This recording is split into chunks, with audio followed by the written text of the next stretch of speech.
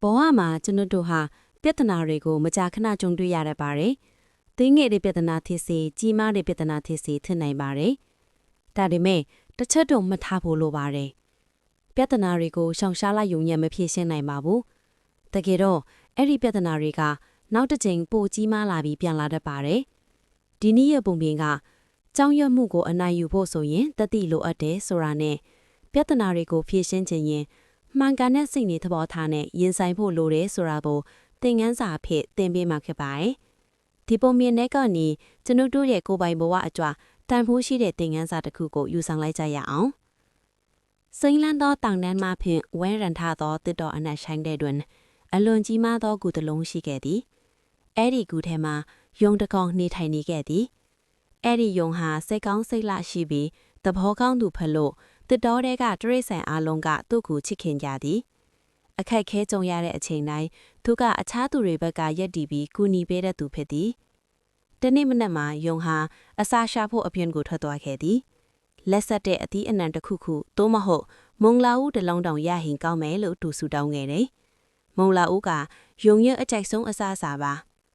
နေ့တိုင်းအရွက်ပဲစားနေရတာကြောင့်သူအယံပင်ပန်းကြီးငွေ့နေခဲ့သည်အဲ့ဒီတစ်တော်ထဲမှာမုံလာဦးကိုရှာတွေ့ဖို့ဆိုတာလွယ်ကူတဲ့အညာမဟုတ်ပါဘူး။ဒါပေမဲ့အဲ့ဒီနေ့မှာတော့သူကကန်ကောင်းခဲ့တယ်။မုံလာဦးတစ်လုံးကိုရုတ်တရက်တွေ့သွားခဲ့တယ်။ဝမ်းသာလွန်းလို့ယုံကမုံလာဦးကိုကောက်ယူလိုက်သည်။တစ်တော်ထဲမှာမစားဘဲသူ့အတွက်လုံခြုံတဲ့ကူတွေကိုပြန်ယူသွားပြီးအေးအေးဆေးဆေးစားမယ်လို့စဉ်းစားခဲ့တယ်။အဲ့ဒီလိုလုပ်ရင်ပိုပြီးပျော်ရွှင်မယ်လို့ထင်ခဲ့တယ်။ဒါပေမဲ့ပြန်လာတဲ့လမ်းမှာပြဿနာတက်လာခဲ့တယ်။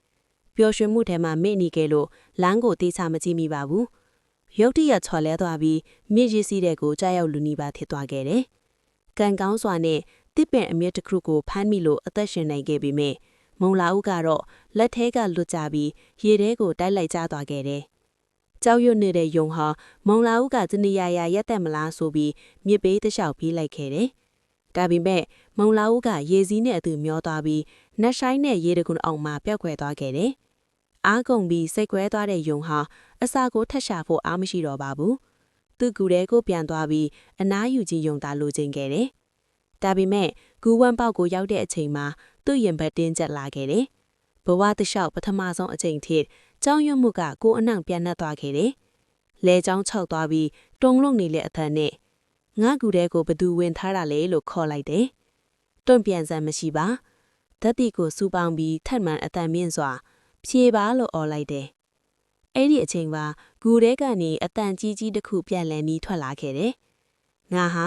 ကြံဦးအယုံတွေကိုချိုးဖျက်နိုင်ပြီးစင်ကိုဖုံမုံအဖြစ်ချေမွေးနိုင်သူဖြစ်တယ်လို့ပြောလာတယ်။ယုံဟာကြောက်လန့်သွားပြီးနောက်ပြန်ဆုတ်သွားခဲ့တယ်။ငါလိုအသေးစားတရိษံတကောင်ကအဲ့ဒီလိုအင်အားကြီးတဲ့တရိษံကိုဘယ်လိုတိုက်ခိုက်နိုင်မလဲလို့စဉ်းစားခဲ့တယ်။အဲ့ဒီအချိန်မှာဝင်ပူလေးတကောက်ဖတ်ထမ်းသွားခဲ့တယ်။ယုံကဝင်ပူလေးမိတ်ဆွေရေကျွန်တော်ကိုကူညီပါအောင်ကြောက်စရာကောင်းတဲ့တရိษံတစ်ခုကကျွန်တော်ကူကိုတင်းယူထားတယ်ထွက်သွားအောင်လုပ်ပေးလို့ရမလားလို့တောင်းဆိုခဲ့တယ်။ယုံကြည်ချက်အပြည့်နဲ့ဝင်ပူလေးကရပါတယ်လို့ပြန်ပြောပြီးဂူဘက်ကိုသွားပြီးအော်ဟစ်လိုက်တယ်။ဒါပေမဲ့အဲ့ဒီကြောက်စရာအတန်ကထပ်ပြီးထွက်ပေါ်လာခဲ့တယ်။ဝင်ပူလေးဟာ